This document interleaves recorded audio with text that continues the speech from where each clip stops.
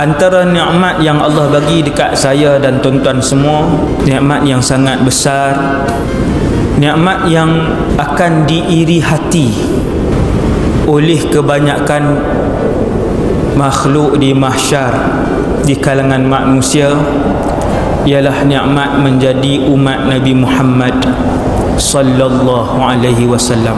Dan Nabi sebut dalam satu hadis yang masyhur dan sahih, semua orang pernah mendengar hadis ni.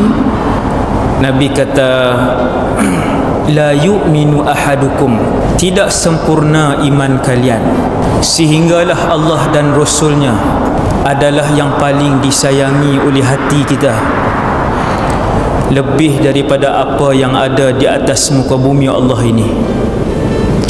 Nak sayang Nabi, kena dengar cerita pasal pengorbanan dan akhlak Nabi. Nak timbulkan perasaan sayang kepada Rasulullah, kena dengar cerita-cerita sirah berkenaan dengan perjuangan Rasulullah sallallahu alaihi wasallam. Nak timbulkan rasa sayang dan cinta kepada Rasulullah sallallahu alaihi wasallam, kita kena dengar bagaimana akhlak mulia Nabi sallallahu alaihi wasallam.